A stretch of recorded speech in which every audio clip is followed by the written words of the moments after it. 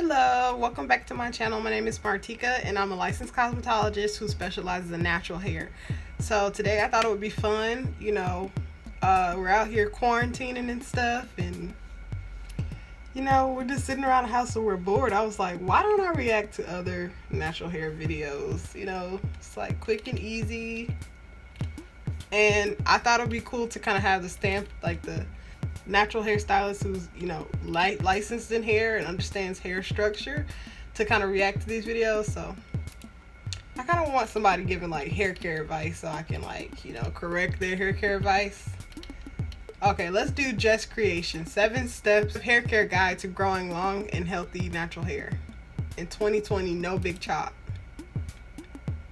Let's see this. Upwork has the world's largest network of independent professionals with experience. You're going to skip the ads, How did I Sorry. get my hair from this?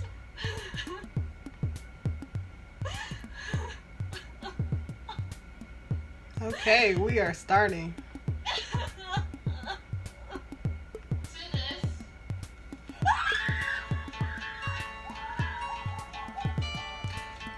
Something people may not understand about natural hair is, or hair in general. I did to grow my hair.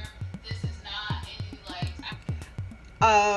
A lot of people think that, you have to have some type of crazy, not crazy, but you have to have something or be something in order to grow hair. But it's just like anything else in your body. It's like, cells are constantly turning over in your body, and regenerating your organs, and the same is happening to your hair. Unless you have some type of disease or condition, your hair is going to grow. So affordable way to grow your hair, and if you are consistent, it will grow quickly. It's up to you if you want your hair to grow quickly, depending on how consistent you are and how serious you are about it. Okay? yes, consistency is key.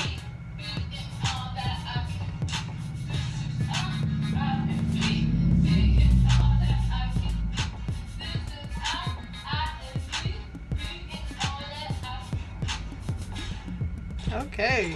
It's hard to dance in a bathtub, let me tell you. Now, onto the video. How did I get my hair from this to this, you guys? Without spending money on I want to know. products, vitamins, all the hair and juju stuff out there. Without doing a big chop, without being stressed, without all the extra pressures and sadness that comes with growing your hair out. She has some stats about her hair. So about her hair, this is a 5-day-old wash and go. She considers herself to be low porosity, to have low porosity hair. She categorizes her hair type as 3C4A, medium density. She's been natural for 6 years, and she is African American, not mixed. Efficient and quickest way to grow your hair out, all depending on you, starting now. Okie dokie. So I do agree with Jess. Consistency is First of all, key in the bathroom, because to hair growth. you're gonna need to commit to be there every week, like that's your boo, okay? I'm gonna need you guys to be in a committed Every week? relationship with your bathroom, okay? Okay. Forget about your hair type, okay?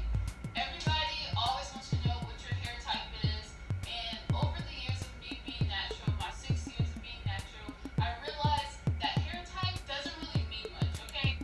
This is probably like a whole nother video, but I just like to insert real quickly because this is the great debate in the natural hair community. So everybody's like, what is hair type? Some people say that it doesn't exist, that it doesn't matter. Some people say, that it's this great thing that, help them to discover what products they use on your hair.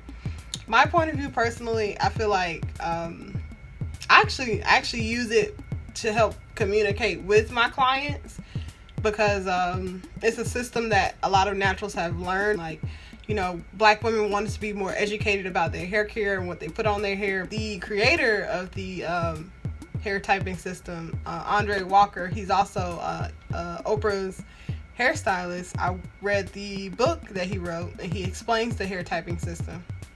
And I feel like it's something that you kind of have to use loosely. Like, everybody's hair isn't going to necessarily fall into a category, but once you can, categorize your hair by the type and the porosity and other, characteristics, it's easier to find products, and it's easier to know how to care for your hair. Like, it's nice to see somebody with a similar hair type, but hair type doesn't mean much at all. One thing that I learned about learning about your hair is learning about your hair porosity. Okay? Yeah, porosity is really big. That's going to tell you a lot about products that you can and cannot use, and ingredients you can and cannot use in your hair, or tools that may help you or assist you with hair care. Stay moisturized, pretty much, to hold moisture. That right there will have hopefully figured out what your hair porosity is after you do the research. Then you can use that information to find two things. First thing is hair products that actually... Jess, are we going to be in the bathtub the whole time? Moisturize your hair, depending on what your hair porosity is, depending on what your hair actually needs, rather than other people you see on YouTube or Instagram or social media that says what works on their hair, even though their hair may be totally different than your hair, and you're wondering. So I do agree with Jess. Like, once you know all those things about yourself, like, I can almost look at a product, read the ingredients, feel it on my hand, and know if it's going to work in my hair or not. If you can identify more things and more characteristics about your hair, the easier it is to find products. Like, one of the things that I hear the most from clients is like how difficult finding products is, and how they feel like this doesn't work or this doesn't work. And at some point I felt that way also. So yeah, I kind of took what I learned in school and read books, and I applied it. Caring for natural hair, it takes up a lot of time, and if you don't devote a good couple of hours or whatever to it, a lot can go wrong. So say you're rushing while you're detangling, you create a lot of breakage. You're not taking time to deep condition and just really care for your hair. You can look up a few months later and wonder why your hair isn't growing or why you have so many split ends, and that is the reason why.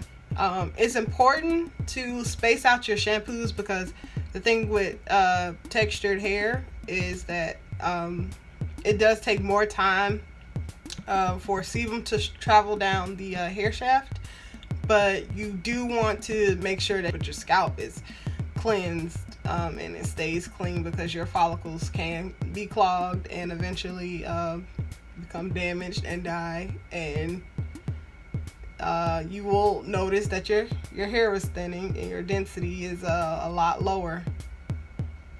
So co-washing, no pooing is great in between cleanses, but it doesn't replace cleansing your scalp. Set a goal to wash your hair at least once a week, and if for whatever reason, life happens, I get it. Once a week doesn't always work for everybody. Have to, or if you just secrete a lot of oils and just sweat a lot, you're going to usually have to shampoo your hair more, which is fine, because sweat, its whole purpose is to balance the acidity of the scalp. It helps the sebum to move, so you're getting all the benefits of sebum still, but you don't want bad bacteria that feeds off of sebum to be able to grow and thrive on your scalp. So you do have to shampoo a lot more often. I don't know if it's just me, and this isn't anything in books or anything, but what I noticed personally is like your scalp kind of talks to you. Like me, my scalp starts to feel a little sore when it's dirty. Like it's like, clean me. And yeah, then I know that I definitely need to cleanse my scalp. Because you're just driven by just the results. You're not driven by the experience. You're not driven by the journey. That's very true. You're just if you So if you're going to transition into natural hair with if you obsess about what length your hair is, that I want it to look like this, and it's, how kempt it is. That was one of my things when I first went natural. I was like, I want to have hair that's just like perfect, like, every curl in the same place. I want all my curls to look the same and uniform, and I want to have this much volume and for it to be this stretched and to have this length. And I end up driving myself crazy, doing all types of stuff that wasn't good for my hair. So I would blow dry it, and then I would flat iron it, and I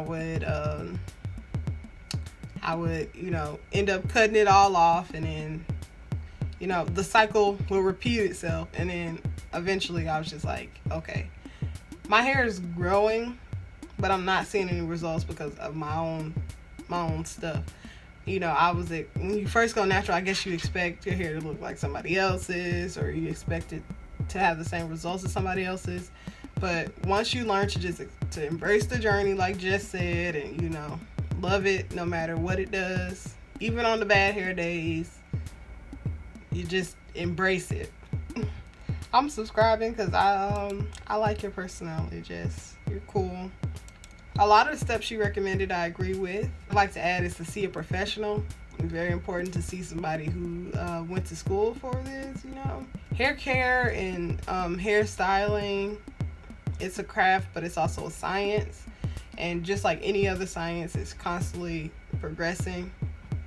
What better way to have a direct connection to that science? I mean, other than going to school yourself, than to talk to somebody who's a professional.